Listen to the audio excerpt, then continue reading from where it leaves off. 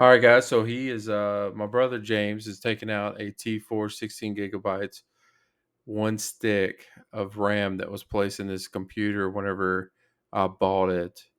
He's going to be replacing this with a Vengeance 16 gigabyte, two sticks of it. Now I know that the stickers are going to show that there's stickers on it, but we did take the stickers off after filming.